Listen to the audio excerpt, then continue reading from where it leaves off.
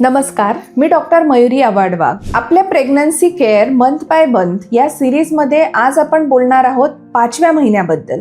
गर्भधारणेच्या 5व्या महिन्यामध्ये आपण काय काळजी घेतली पाहिजे याबद्दलचा सविस्तर व्हिडिओ आपण शेवटपर्यंत नक्की बघा. या सिरीज मधील आधीचे 4 व्हिडिओ जर तुम्ही बघितले नसतील तर ते आवर्जून बघा.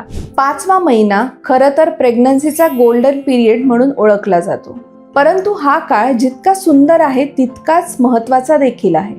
कारण इथून पुढे बाळाची वाढ ही वेगाने सुरू होते. शरीरातील अवयव आकार घेतात, हालचाल सुरू होते आणि बाळाचं नर्वस सिस्टीम देखील डेव्हलप व्हायला लागतं. म्हणजेच आईची आणि बाळाची दोघांच्याही योग्य पोषणाची आणि काळजी घेण्याची ही वेळ आहे. जर तुम्ही प्रेग्नन्सीसाठी आयुर्वेद ट्रीटमेंट घेण्यास इच्छुक असाल तर स्क्रीनवर दिलेल्या नंबरवर नक्कीच संपर्क करा. या काळात तुमचं शरीर देखील नव्या स्थितीला पूर्ण अडॅप्ट झालेलं असतं. मळमळ, उलट्या, थकवा, अपचन ही सगळी सुरुवातीची लक्षणे ही प्रमाणतः कमी झालेली असतात आणि तुम्हाला थोडं हलकं, आनंदी वाटायला लागतं. या काळात अनेक स्त्रिया सांगतात की डॉक्टर, मला पोटात काहीतरी हालचाल जाणवते. साधारणतः 5वा महिना लागल्यावर किंवा 5वा महिना होऊन 2 आठवडे झाल्यानंतर बाळाची हालचाल जाणवायला लागते. कधी हलकं फडफडल्यासारखं तर कधी गॅस पकडल्यासारखं वाटतं. पण ही हालचाल म्हणजे तुमचं बाळ हे ऍक्टिव्ह झालंय.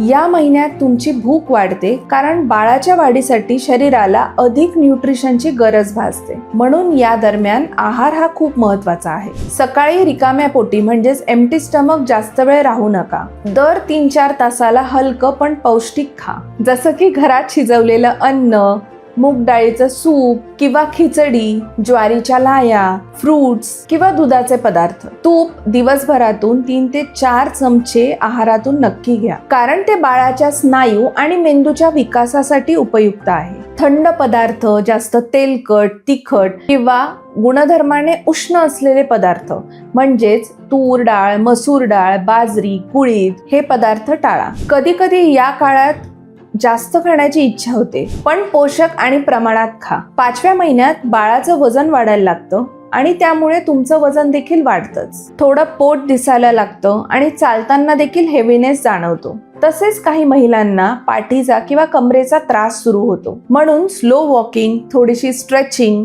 किंवा बसताना सपोर्ट घेऊन बसणं आणि सौम्य योगासने खूप फायदेशीर ठरतात. दररोज सकाळी 10 ते 15 मिनिटं शांत बसून दीर्घ श्वास घेणे, पोटावर हात ठेवून आपल्या बाळाशी संवाद साधणे अशा ऍक्टिव्हिटी करायला पाहिजे. यामुळे आईचं मन शांत राहतं आणि बाळाला देखील पॉझिटिव्ह वाइब्स मिळतात. या काळात डाव्या कुशीवर झोपायची सवय लावा. त्यामुळे गर्भाशयाला रक्तपुरवठा चांगला होतो. झोपताना पायाखाली थोडी उंच अशी उशी ठेवा, ज्यामुळे पायाला सूज येणार नाही आणि पायातील वेदना देखील कमी होतील. काही महिलांना कधी कधी रात्रभर क्रॅम्प्स येतात. अशा वेळी गरम पाण्यात 10 ते 15 मिनिटं पाय बुडवून ठेवा आणि तेल लावून हलका मसाज करा. यामुळे झोप देखील चांगली लागते. 5व्या महिन्यात बाळाचे बोन्स आणि स्किन तयार होत असते. त्यामुळे कॅल्शियम आणि आयर्नची गरज जास्त असते. दूध, तूप, ताज्या भाज्या, गूळ आणि खजूर याचा आहारात समावेश करा. आयुर्वेदात म्हटलं आहे, जलम अन्नस्य जीवनम, म्हणजेच पाणी हेच पचनशक्तीचं आणि जीवनशक्तीचं मूळ आहे.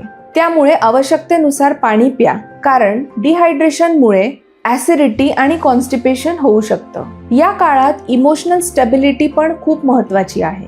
कधी कधी अचानक मूड बदलतात, कारण हॉर्मोन्स मध्ये सतत बदल चालू असतात. तेव्हा चिडचिड न करता आराम करा. मेडिटेशन, तेलाने मसाज करा किंवा शक्य तितकं खुश राहण्याचा प्रयत्न करा, कारण आईचा प्रत्येक विचार आणि भावना हे बाळापर्यंत पोहोचत असते. डॉक्टरांच्या सल्ल्याने 5व्या महिन्यात ॲनॅमली स्कॅन करायला विसरू नका, कारण यामध्ये बाळाची वाढ, हालचाल, बाळाच्या अवयवांची वाढ आणि हृदयाचे ठोके तपासले जातात. या महिन्यात शरीरावर थोडी सूज येणं किंवा वजन हे थोडं फास्ट वाढणं हे कधी कधी नॉर्मल असतं. पण अचानक खूप सूज येणं, पाल्पिटेशन म्हणजेच धडधड जाणवणं, डोकेदुखी, विजन ब्लर होणं असं जर होत असेल तर लगेच डॉक्टरकडे तपासणी करा, कारण हे जेस्टेशनल हायपरटेन्शनचे सिम्पटम असू शकतात. शरीर देत असलेला प्रत्येक संकेत ऐकणं आणि वेळेवर प्रतिसाद देणं हीच खरी प्रेग्नन्सी केअर आहे. जर हा व्हिडिओ तुम्हाला उपयुक्त वाटला असेल तर लाईक, शेअर आणि सबस्क्राईब करायला विसरू नका. आणि जर तुम्हाला पुढच्या महिन्याची म्हणजेच 6व्या महिन्याची प्रेग्नन्सी केअर समजून घ्यायची असेल तर आमच्या यूट्यूब चॅनलला म्हणजेच holistic Ayurveda talks with doctor Mayuri या चॅनलला नक्की सबस्क्राईब करा.